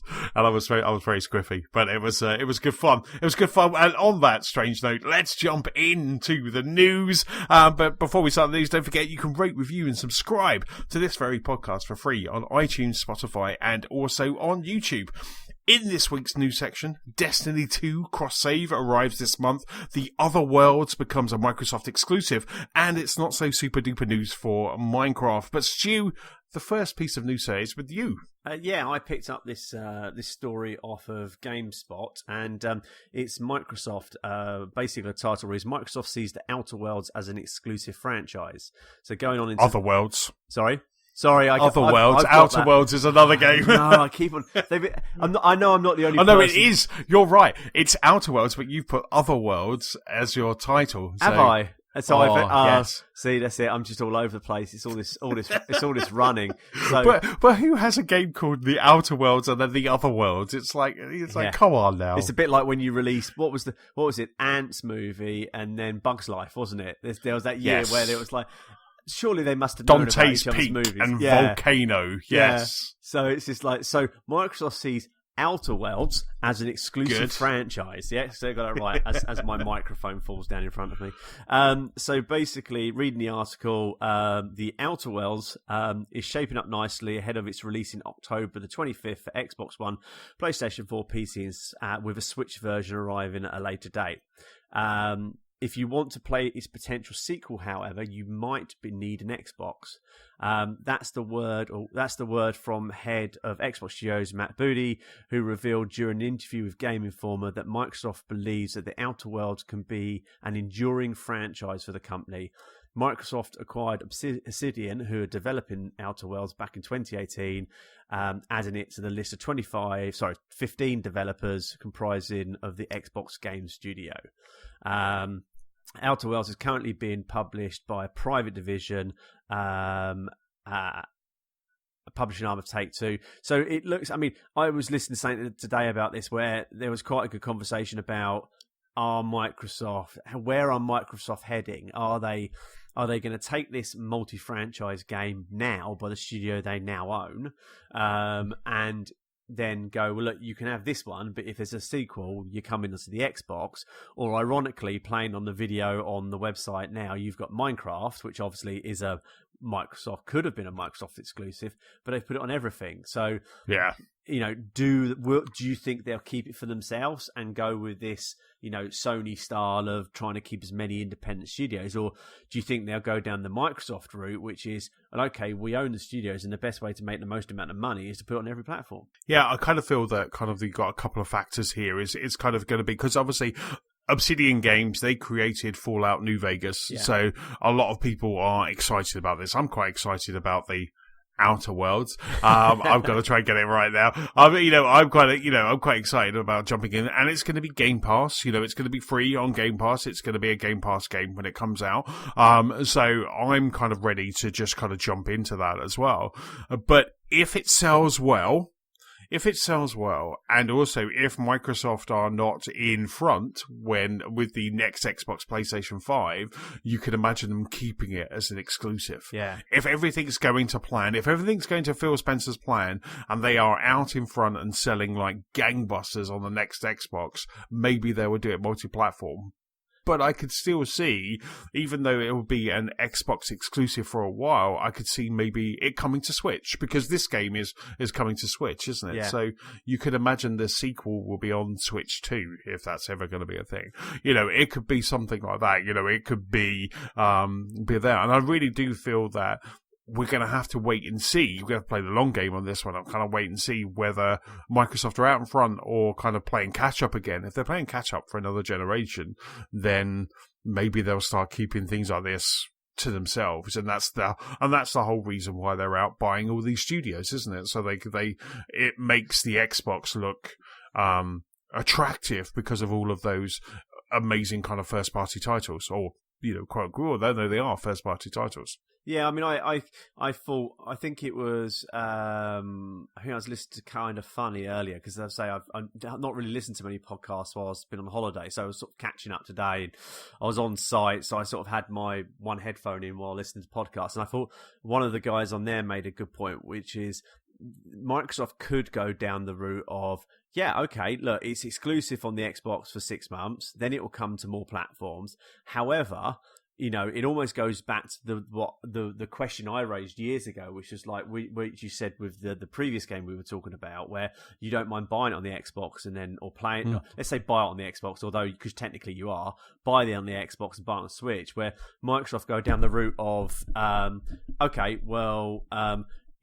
you can buy it on the PlayStation if you want, but then if you want to carry on playing it and get your achievements from it, you're not going to be able to do that portable. So actually, but if you play it on the Xbox, you can take it with you with the cloud service and play it at home, on there. So you're always on your saved game. So you don't have to worry about cross saves or cross population. So it's interesting. It's interesting to see where they go, and if they're worried more about the sales of the Xbox, or if they're worried more about the sales of the software, or if they're just going to Xbox is going to be segmented into multiple avenues, and there's benefits of doing it one way over the other.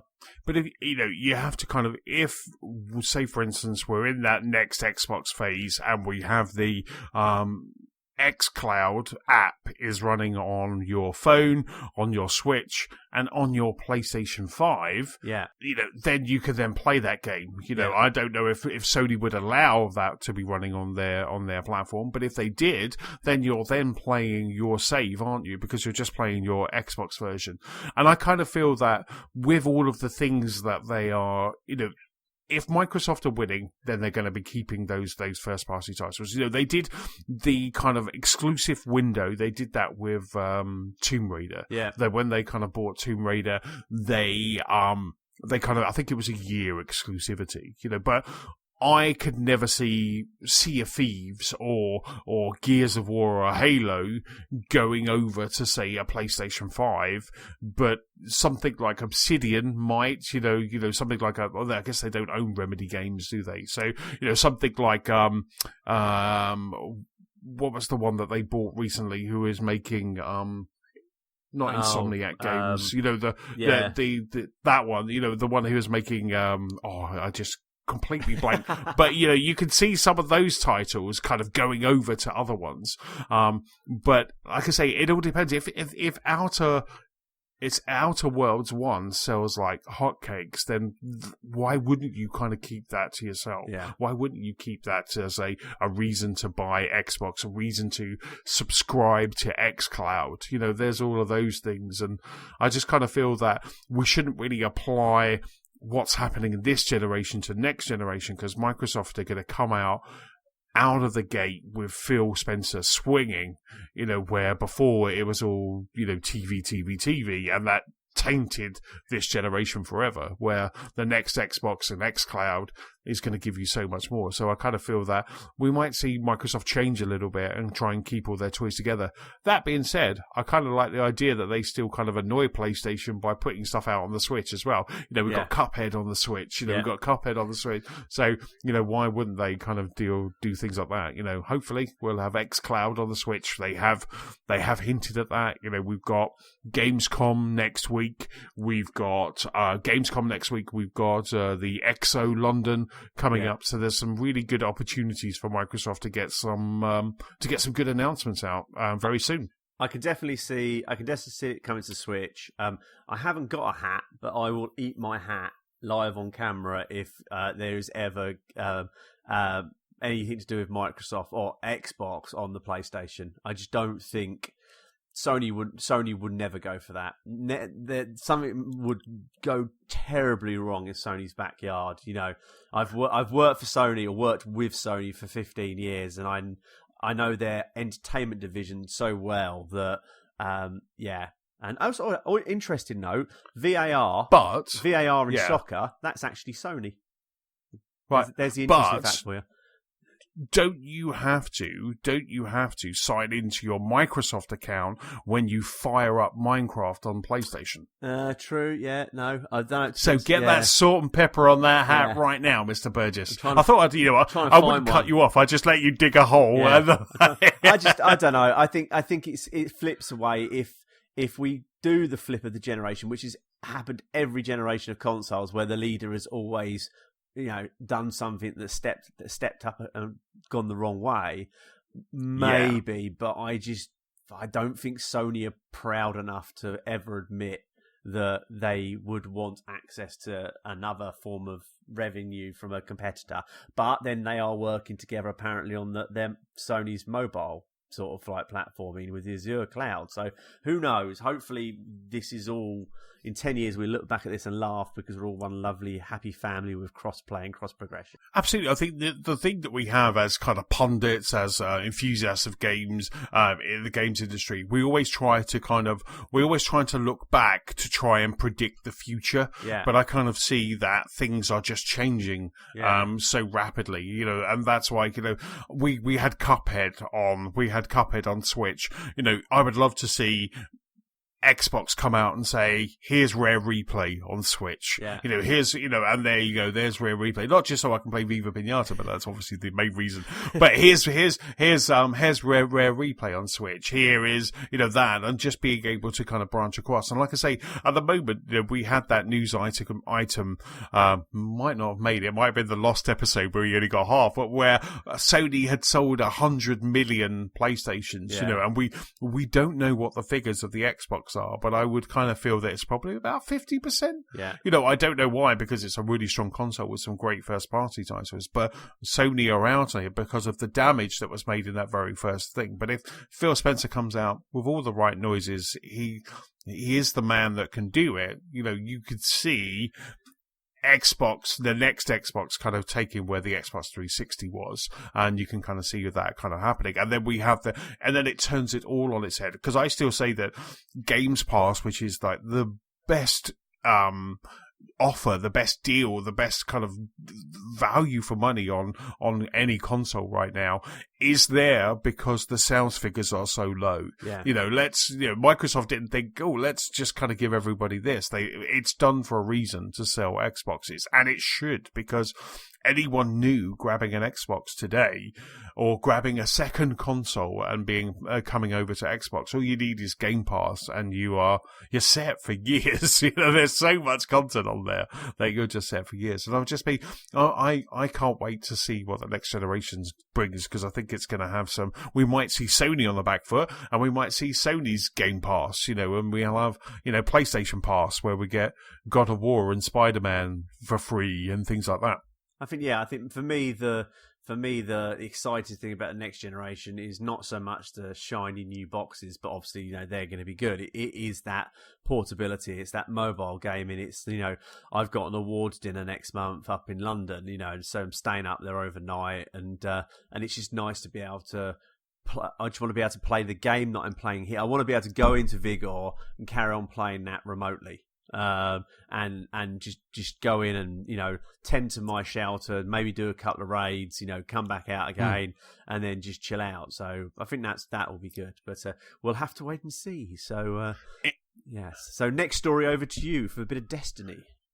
Exactly. And speaking of kind of progression, Destiny have announced that the cross-save, so Bungie, on the Bungie blog, bungie.net, they announced that cross-save is coming, and cross-save will be coming, this August. So basically what they've said is that cross-save is coming. I believe it's the 21st of August. I'm just looking through the article on bungie.net right now, but I can't see the date, but I believe it's the 21st of August. And they're saying that cross-save enables you to choose one Destiny player account, so I can just take my player account from Xbox, and that you can access that from wherever you choose to play. So if I have Destiny 2 over on PlayStation, I'll be able to take it over there. And they said, although this is not a permanent action, we did build this new feature for something that players would activate just the once to support a hobby that spans more than one platform. And what that basically means is that you take your main Guardian, so you could be rolling a couple, but you take your main Guardian,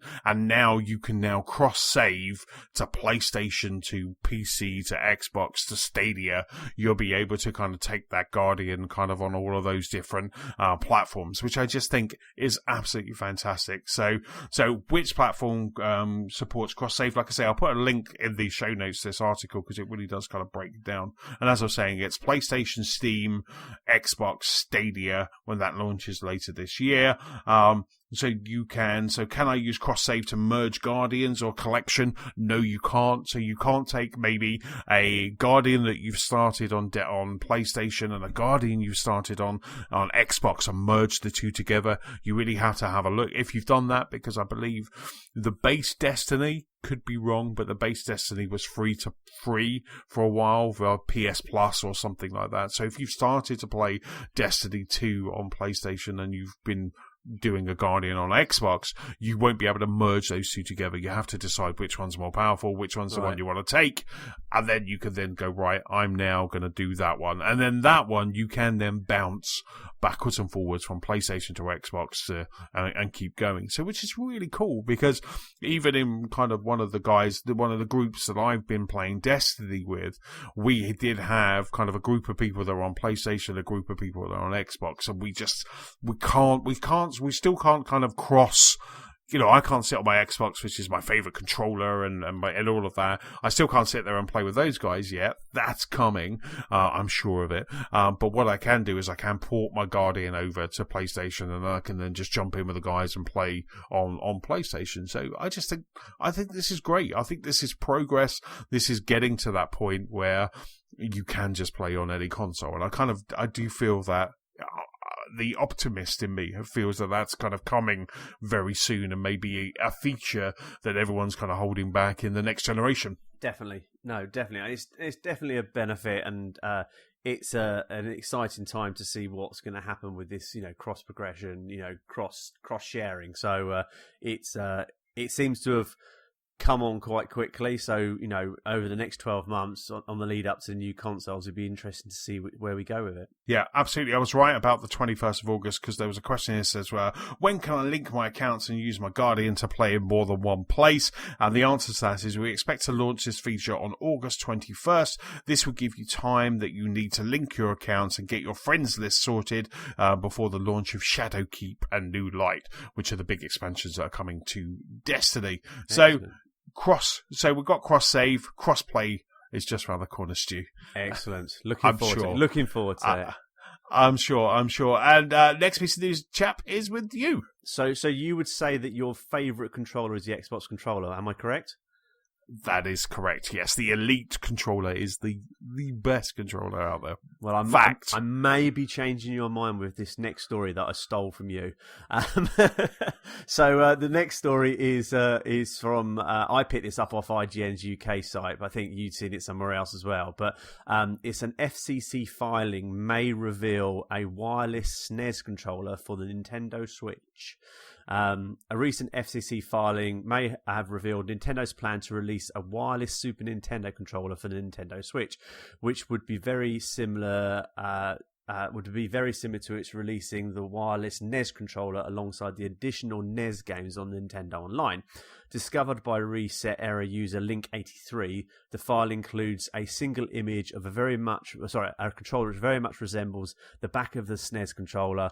Furthermore, the model number HC042 is in line with other Switch model numbers. The Switch itself had HC001, and the wireless NES controller had HC033 and HC034.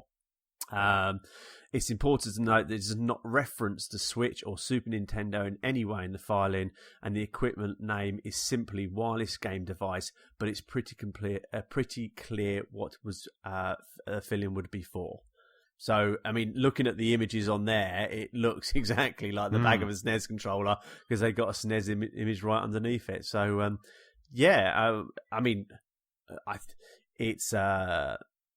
I think it's not given, but it's like if they've done the NES and they're putting. I mean, when I bought Mario Maker, I obviously got the bundle which came with a year's free online. And you can see just by playing some of the online games, you can see actually, having the Nintendo controller. Actually, I'm going to segue slightly. James, your knitted controller was so cool. I saw you playing with that on Twitter or Instagram or something like that, and then once I listened to it last week, that really made me chuckle. But yeah, I think it's just great, giving you these games, but then giving you the original controller. So I do hope it's a real filing for Nintendo. That'd be so cool. If they then start updating the online store, that kind of the arcade that's on the Switch with NES games, with SNES games, that would be just so good. That would be so good. I've already put my marker in the sand. I want Super Empire Strikes Back. Funny that. Yes, I love that game. I just love all those Super games. There was Super Star Wars, Super Empire Strikes Back, and Super Return of the Jedi. I tell you what, kind of a sidebar on Sky at the moment. I think on Sky Sci-Fi HD or whatever, they're just rolling Star Wars films. They have Star Wars, Empire, Return of the Jedi, Solo, Last Jedi. Unfortunately, they just have all of those. And the other day it was like Star Wars was on, and so Nicola was like, "What are we watching?" And I was like, we're watching this. And it just got to the bit where it just went, a galaxy far, a long time ago in a galaxy far, far away. And she was like, "Oh, not Star Wars." And I was like, "Oh, yes." And I just sat and watched the opening bit, which was like kind of the, straight after Rogue One. It's just straight in there with A New Hope. It just looks so good. No wonder she's always so bitter and angry towards you. You make her watch Star Wars and Marvel all the time. Wasn't it after, didn't you put on Twitter that after watching that film the other night, you had to watch Secret Life of Pets or something just to calm her down? Yes. We had to have fluffy stuff. We had to have fluffy stuff on the TV. It was like, let's just put this. We just put the start. God, that movie in 4K. I haven't got the disc. I've just got it via Apple on iTunes, but in 4K. That movie is stunning. There's so many water towers in the opening scene. There's so many water towers. It's gorgeous. It's a gorgeous movie. Speaking of gorgeousness, or not so gorgeousness, the bad news for all those people that, like me, were waiting for the super duper overhaul of Minecraft. So back in E3 2017, they came out, Mojang came out and announced that there was going to be a super duper pack for Minecraft. And as fun as Minecraft is, I was looking forward to this so much. This was going to add new textures, 4K, HDR, it was promising the works. And I was quite excited about this. We didn't hear anything in 2018, didn't hear anything in 2019, so I got a little bit worried about it. And I think we mentioned it in our E3 one, where we're just saying, like, where is the Super Duper Pack? Well, unfortunately, the Super Duper Pack, as it stands, is not going to kind of make it. So what they did, they announced this week via Minecraft's website that the pack that was aimed to be for Xbox One X and high-end PCs has started to kind of cause some problems. So it started to cause some problems, and they're having problems. So Super Duper was an ambitious initiative that brought a new look to Minecraft, but unfortunately the pack provided too technical demanding to the implementations as planned. It explains the team. They realized that this is a disappointment to some of you. I'm one of those. But what they had to do was they just had to, because of performance across all of the devices, they just had to scrap it. So what they said is that they're stopping development for the Super Duper pack, and they're looking into other ways for you to experience Minecraft with a new look. So right now, that 4K HDR textures Super Duper mode, which just looked absolutely stunning, it has been shelved, but who knows what will maybe come next generation, or even a way of just to make it look a little bit sharper. And I know that a lot of people are saying, well, that's Minecraft, that's how Minecraft looks, that's how it's supposed to look. But there was just something very lovely about this Super Duper mode that just kind of like it could have turned Minecraft into a very zen-like game. It was been very lovely. I think you're right. I think it's that sort of like, it's an example. It's like, I think Molly plays it on the iPad every now and again, but it's that case where it is on so many devices that it's going to be, if it was just on PlayStation and Xbox and PC, then it'll probably be very easy to do. But then when you're dealing with different resolutions of screen, different sizes of screen, then I can see it being really hard to, make it so it can downscale or upscale, to whatever platform it's going to be on, screen size, resolution. So it doesn't surprise me. And I think that Microsoft have probably gone down the route of, we'd rather pull it than just have it on a few console or a few devices and not on every device. And wait for next gen. Wait till 5G rollout, is properly done now, in sort of like 5 years. The new consoles are out, the new phones we've got in our hand are OLED screens, which higher pixel count, and then it's probably a bit more possible. So it's probably best to stop it, carry on developing it, and then release it when the new tech comes. Yeah, it's a very bold move, as someone who kind of works as part of projects, being able to kind of look at the whole of it and just go, do you know what, guys, we've been working on this for a couple of years, but we have to draw a line. Maybe we'll take some of that code, we'll take some of that and move it elsewhere. But it's a brave move to kind of to stop something as big as this development. But yeah, it's a shame. It's a shame because I was looking forward to kind of like jumping in. When they showed it, I was quite excited, and it's always one of those things where it's going, I'll keep Minecraft installed on my Xbox because one day that will come out. But like I say, they are saying that they'll look at other ways, so maybe they'll bring out a 4K or just to make everything a lot sharper. Because I'm sure if you fired up Minecraft on a high-end PC, I'm sure you'll get sharper pixels. I'm sure you'll get excited. I'm sure it'll look better. So maybe there's a way to do that on Xbox. I don't know. But unfortunately, the super duper mode is no longer. I'll just have to wait and see what happens with that. And then speaking of end of days, Stu, the last piece of news is with you. I heard this one and picked this up a bit earlier. It's concerning the game DayZ. So everyone's DayZ is getting a edit particularly because of Australia. Last week, Zomba shooter DayZ, which every time I say that, my dog looks at me because her name is Daisy. But anyway, right. Not you. Time to go out for a wee.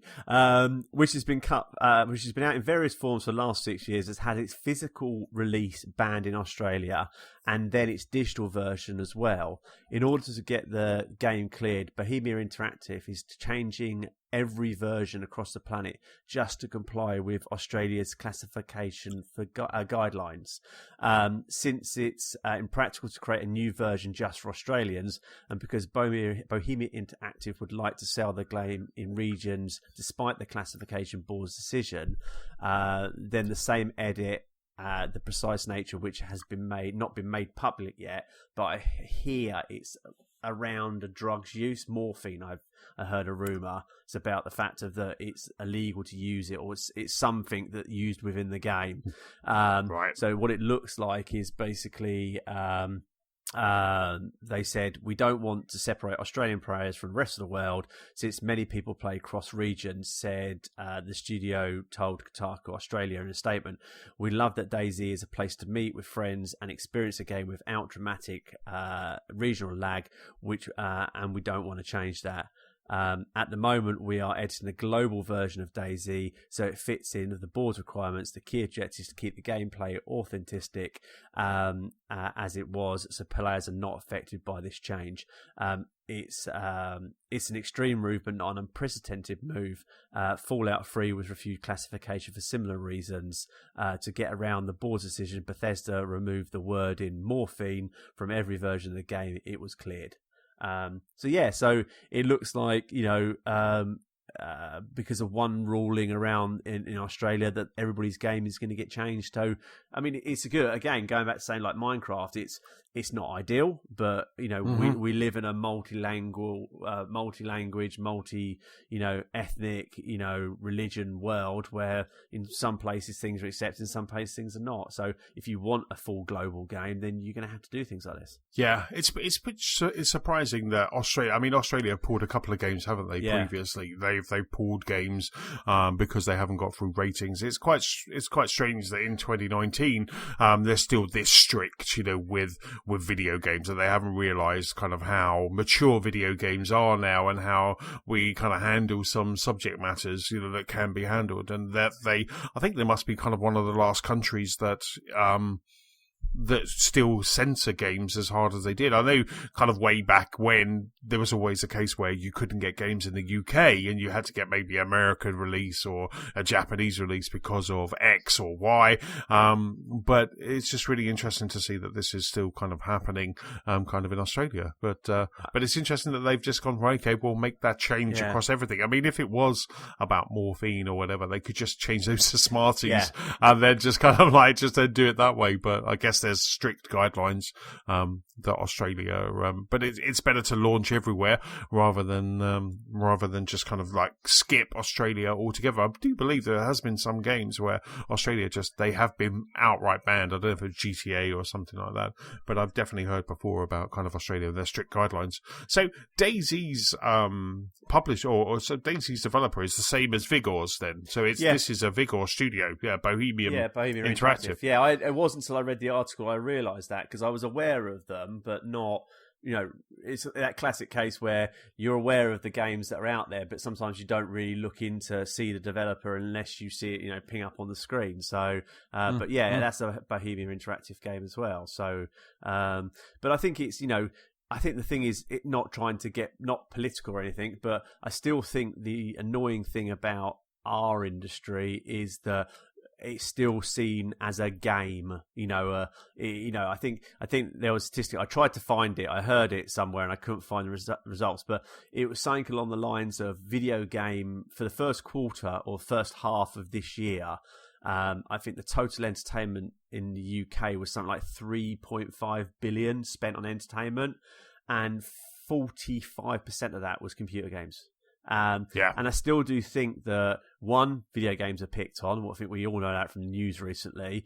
And I think people still don't see gaming as the same as watching TV or going to the movies and watching a film. It's a form of entertainment, and sometimes we are made to do things in the gaming industry like this, where I could go and watch a John Wick movie, let's say in Australia, and they could mention that drug over and over again, and it wouldn't affect that classification. But it's because it's a different classification and it works under different rules, where I think the gaming industry has moved so far on, even from when like me and you were kids all those many years ago. I think it has moved so much, exponentially so much on, so much more than TV's a movie, that we're still using, there's still in some places outdated laws and rules which stop that medium from using that. Yeah, and no matter, it's funny because I don't know about you, but I've kind of stopped ages ago kind of like being almost not coy about it in my professional world. Now I'm happy to, if having a bit of a pre-ramble before a meeting starts, I'm happy to, if someone says, what are you doing at the weekend? I said, well, I've been playing some games, the new video games come out. I'm happy to kind of do that. I remember taking a day off, my boss kind of rolling her eyes because I took a day off to play a video game. And it's just like, I don't care about that now because I just kind of feel that a lot of people kind of see their kids playing games and they don't realise I think I've said on this podcast before, I sat my boss down and we were just having a Friday, I think we went out for a drink and we were just chatting and we got onto games and she was like, oh, you must be like my son, screaming at his TV, jumping up and down playing Call of Duty. And I was like, no, the games that I play, and I started listing some games and telling her about Life is Strange and telling her about some real kind of proper content. And she was like, oh, that sounds like I really should jump into this and have a look, and I was like, yes, you really should, because you shouldn't just think that it's FIFA and Call of Duty. It goes a lot deeper than that, so it's just, so absolutely, I think you're right, people still see video games as games, because when you were young, when the people that are making that aspersion, when they were young, games were kind of games, and now they're just a lot more depth. Games can make you cry, can make you laugh, and can scare the hell out of you as well. Well, I think you're right, because I had someone turn around to me ages ago and said, a similar sort of thing. It's like, what you do at the weekend? I said, I can't remember what it was. So I'm probably gonna. I think I said, the girls are out. I'm probably gonna spend the weekend, looking after the dog and playing games. And what, computer games? I'm like, yeah. Oh, that's a bit weird. I said, well, what were you up to? So I'll probably sit with the wife and watch a few films. And I'm like, okay, I completely understand that, but why would you sit there? And I can understand why you want to sit there and watch something and it takes you away. But think of computer games as you're watching that movie, but you can determine the outcome of it. So think about the books you had as a kid, or we would have had as a kid, where it's like, if you go into the cave, turn to page 59. I said, I will sit there for 2.5 hours and watch a film, but sometimes I do get bored. Even if it's a film I'm really enjoying, I get itchy feet. I said, just think about having that as that film, but as in something you can say, where do I go, left and right, and you create your own content, your own movie, and it doesn't last 2.5 hours. It lasts 60 hours, 80 hours, 100 hours, and you're creating your own experiences and journeys from it. And then he sort of looked at me and went, I sort of get that now. It's much more interactive. I went, yeah, and that's what games are. Visually, they're stunning, and visually and emotionally, they invoke so much feeling that just like you'll sit there at the end of a movie and go, bloody hell, and you're watching the credits roll up. I've done that in so many games where I've sat there and you've got to the end of something like Life is Strange, and you sat there and watched the credits go, and you're thinking about the decisions you made, and you're thinking about, what if I did this? What if I do that? But you've got the ability to go back and replay it now and redo it and make those changes, which you'll never do with a film. So I think people need to understand it a bit more. Yeah, no, I couldn't agree more. It is just that. It is, like I say, you are, I remember when I first played the original Life is Strange, I just sat there crying, I think, at the end, and I was just like, and I don't mind saying it, because it really does move you. And I think that, you're absolutely right, video games should be seen as the same as movies and the same as kind of books and TV as well. There's no harm in kind of adding, putting books in the same category as video games. And I think we've got too deep and too philosophy. We got too deep on that one, Stu. And my teeth are falling out. No, I'll say so. That's about it for this episode. Huge thank you for listening, Stu. Big thanks for pulling up on Mike. No, anytime. Thanks for having me again. You're welcome, York. And don't forget, you can keep up with us at gamersoflostspark.com. You can also find us on Facebook, on Twitter. We're at Lost Spark Pod. You can find us on YouTube and the Gamers Lost Spark PS4 community and Xbox One Club. Stu, where can people catch up with you? You can find me mainly on Xbox as General Letdown, and on Twitter as Mr. Stuart Burgess. Excellent stuff. For me, I'm Chessman on Xbox Live and Nintendo Switch. I'm PS-Chessman on the PlayStation Network and Chessman UK on Twitter. Don't forget, if you have any feedback or any questions for us, you can send them to feedback@gamersoflostspark.com. That's about it, sir. Let's say goodbye and go and get some gaming on. Yeah, I'm going to tend to my crop, so I'll see you guys later. Thanks for listening. Bye! Bye!